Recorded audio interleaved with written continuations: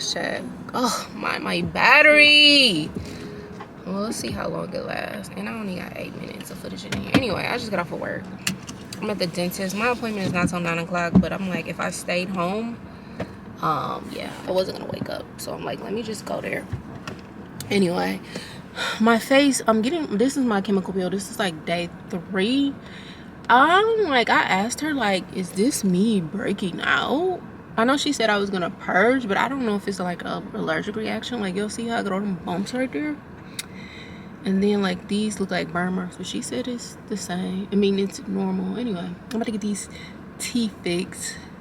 Get my teeth fixed, y'all. I actually hate my teeth. I hate my teeth. I've hated my teeth since I was young. Since I can pay attention to looks, I've always hated my teeth. Like in my pictures, I think like when I was little, like maybe 1st, 2nd grade, I would smile with my teeth, but anything after that, like I never smile with my teeth. I always smile like, because I hate my teeth.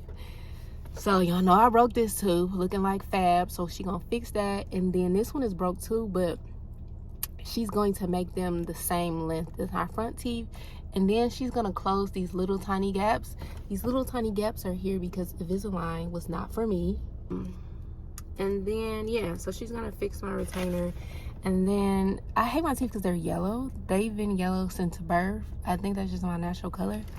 I did try to get them whitened. Oh, they look really yellow on here. I did try to get, my mouth is so tight. My skin is so tight I can't even open my mouth. But I did try to get them whitened, but I don't like the color of them still. So I don't know. I was thinking about going to Turkey to get my teeth done, but like they're trying to convince me like, no, don't go, because every time somebody goes out of the country to get veneers, like when they come back, we end up having to fix them. And like, what if something happens if your tooth chip?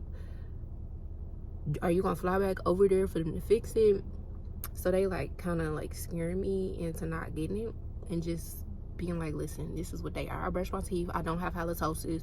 I go to the dentist 4 times a year. I make sure I stay on top of them. This is just the natural color of my teeth. So anyway, we're getting that done today because I've been putting it off and I don't want to go into the new year with cracked teeth. So I'm excited to see that. And then like I said, she's gonna make them bigger so they can close these little small spaces right here. And now my gap is my gap, y'all. And then that's it. My peel is peeling. Like I said, I don't know if I'm breaking out yet or this is normal. This is the first peel where I feel like my skin is actually moisturized. Before it's like extra, damn, it's like really breaking out too. Ooh. It would be extra dry, but it's pretty moisturized because she gave me like full bottle products instead of like, sometimes they give you sample sizes. But anyway, yeah, that's that. What else is going on? Oh, so y'all, it's time for me to leave my assignment. Anytime I start getting in trouble, it's like, yeah, you've been here too long, let's go. So this assignment I actually really love, because it's very close and it's an easy assignment to me. Like, we do have 6 patients almost every night, but that's like doable for me. Like, I don't be tripping. Like, most of the night, honestly, after I pass my meds, do my assessment chart, I'm like chilling or working on like my own projects for the night. It's not like a heavy assignment at all. So that's why I'm like, I really like it. And I wanted to go PRN. But child, tell me why a charge nurse tries to get me in trouble. So let me give you a little backstory on who she is. I don't know, I've never asked questions about her because I really don't care. So I don't know if she's like fairly new nurse or like if she's been a new nurse for a long time, but she's like an older lady. And she, I'll explain some of the stuff that she do so you can kind of get an idea of like what type of nurse she is. She hung 2 bags of heparin, had them going at the same time. One was actually supposed to be a Mironone and a heparin, not 2 bags of heparin. And how she bypassed the system is because she never scanned it, because obviously you would have said, what are you doing? And she would have had to sign off of it, because even when you change bags of heparin, like the system still makes you sign off with a second nurse. And it ran all day, which I'm surprised because I'm pretty sure the anti-XA had to be like super elevated where they had to stop it, but I don't know. Anyway, ran all day and nobody noticed until change of shift. That's what type of nurse we dealing with. Every time we have the assignment, we already, like, when we come in for the assignment, we know it's about to be something wrong with it. Like, she float people that don't need to be floated. She be giving trash assignments. Like, she even said to me one day, she was like, Shannon, I gave you a good assignment. It's not shitty this time. And I was like, oh, so you know you be giving me shitty assignments. And she just kind of looked at me. But what's shitty to other people is not really shitty to me, because like I said, it's an easy assignment. Like, I don't be really tripping. I don't think I've ever had a bad night. I might have had one bad night, and that's because a patient fell. But and that's not bad, but you know, it's like a lot of extra steps involved into it. Like, if it happened, it happened, whatever. But I haven't really had a bad night. So that's the type of nurse we're dealing with. And don't nobody, like, since I've been there, this is going on my 7th month, people start to get comfortable and they start to talk around you. So nobody really cares for her. Like, they all be talking about shit about her behind her back or whatever. And they just know, like, what type of nurse she is. And she's very, like, she anxious too. Like, I just gotta feel like she comes off as a new nurse, but not a new nurse, but she shouldn't be a charge nurse. Like, she can't juggle a lot, and she gets anxious when she has a lot going on, or you asking for stuff. And mind you, like, most charges, they have patients, which I think is still crazy, but she'll have like 2 to 3 patients, and she just be all over the place.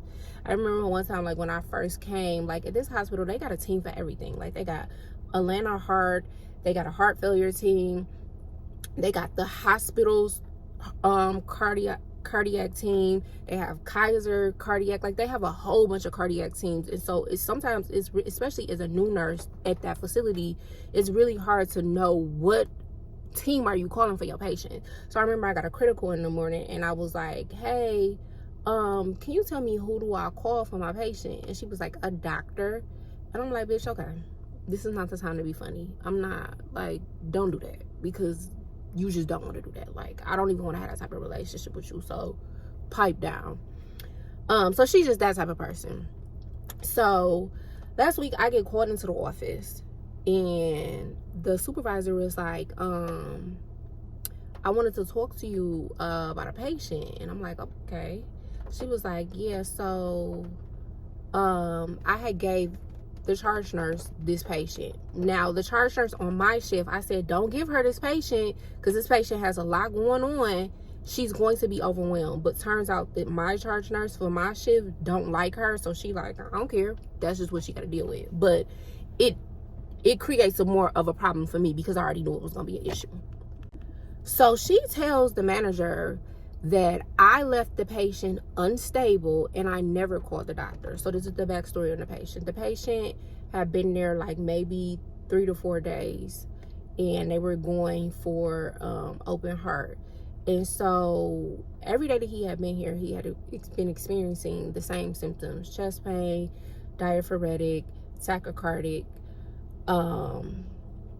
hypotensive, like the same experience, the same symptoms every night. But then they would resolve and he would be cool. So the night I had him, he experienced the same symptoms. So I called a rapid on him, and then I also called the APP on call and let them know. So there was a code going on at the same time on a different unit. So the rapid response, it's only one person, they couldn't get down there. But I talked to the APP, like, okay, this is what's going on, whatever. So she gave me some orders that I already knew. Order some troponins, come do an EKG, all that type of stuff, whatever. Put the orders in, cool.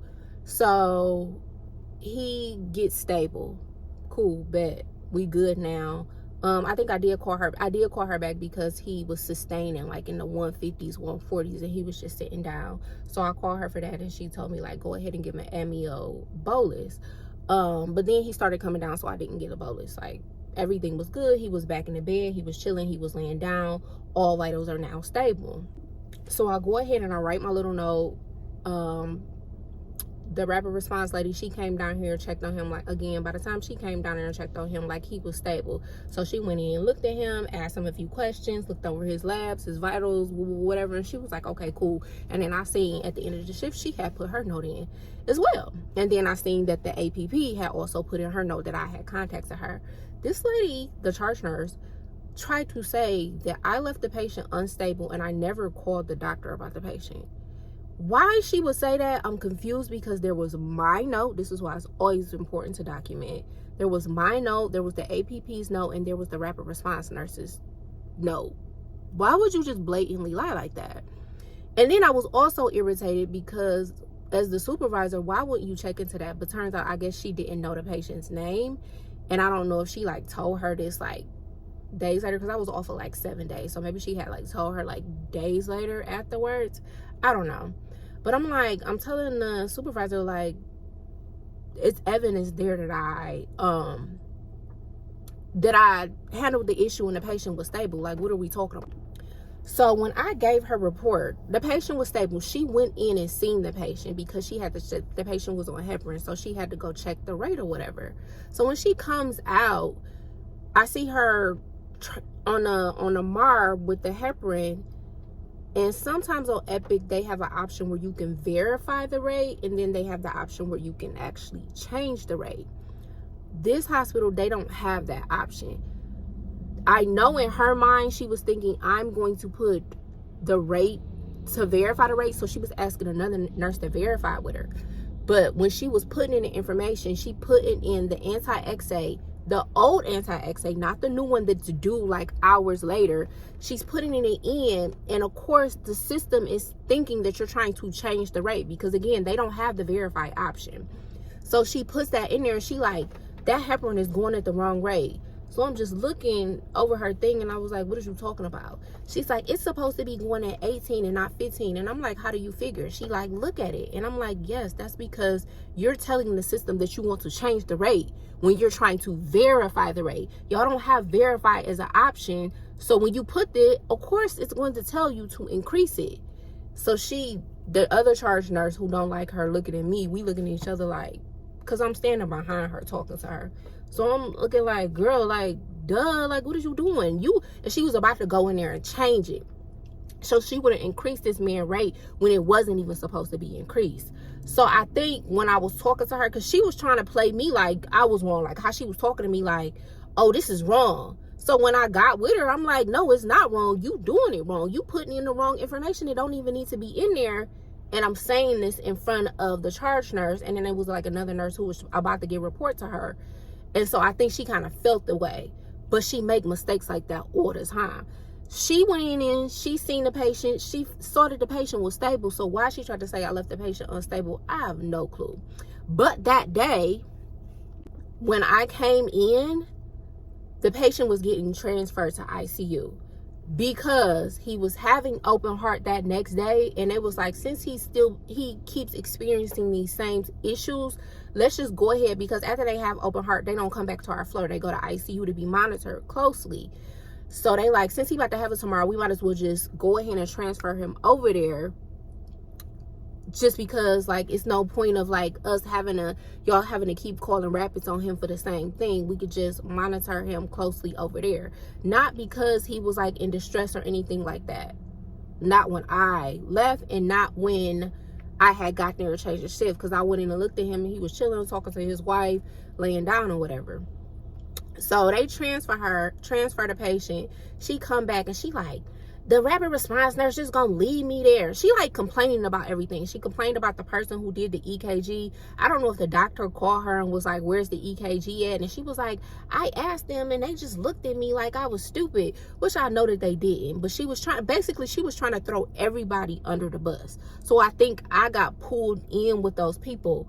But I say this to say, it's time for me to go, because anytime I don't like drama. I don't do mess. I don't be involved in nothing. I don't be talking about nobody. I don't even talk. I'll talk to you like, hey, how you doing? I help out. I'm cordial. I'm friendly, but I stay to myself. Like, I don't be trying to be involved in nothing like staff wise. Like, I just be chilling.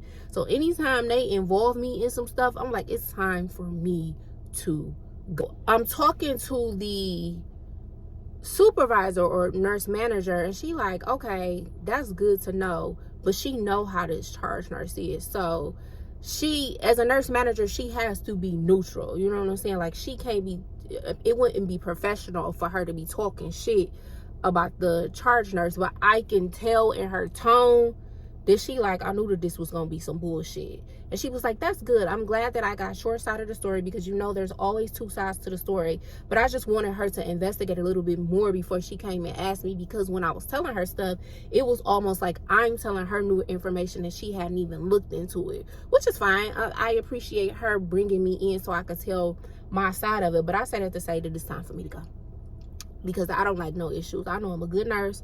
I do my job. I help out. I don't be complaining about nothing. I come in, do what I need to do, and I dip. So anytime I get pulled out by the manager, which is rare, but when I do, child, it's time to go. So I have a little over a month left of this assignment. Actually, I think it might end in February. I don't know. We'll see. But I'm actually ready to go to California. Y'all have been giving me great advice, and give me more, especially like agencies that y'all work with or hospitals that y'all know are good in Cali. Let me know, and the area, because I don't know nothing about Cali. It's so huge. Like, should I be working in LA or the Bay Area? Like, where should I go? Because I know for a fact my next assignment is about to be in Cali, and I'm actually excited. So I'm just like, I'm ready for this assignment to be over, but I want to leave them in good standing, because I either want to do PRN or I want to be able to come back, because it's a chill assignment. But I'm ready to go to Cali, y'all. It's 9 o'clock. Okay, so I will probably talk to y'all after I get done. I know I ain't going to talk, because she about to shoot me all up in my mouth with these damn needles, which I'm not looking forward to. Yeah, you about to hit my car. Go ahead and pull back out. And yeah, so I'll probably talk to y'all afterwards. I'll come back and show y'all the results of my new teeth. Bye. Y'all, I'm fresh out the chair. Fresh out. Oh, it's cold. It's cold and rainy. Y'all, it is 1 o'clock. I haven't had no sleep. I'm about to try to go home and get a little bit of rest. Do these teeth, do they look natural? At first they was big. I was like, you got me looking like Steve Harvey. But she was like, girl, they not even done. Calm down. Oh yeah, child. We gotta go home and try to get some sleep. Come on, y'all. Let's go. It's rainy and gloomy. I'll come back and show you, because my lip is so numb. I can't do nothing right. I should have ate before I went, but I'm happy with them. I'm happy with the color too. They don't look yellow for some reason. I don't know. Anyway, I'll see y'all later.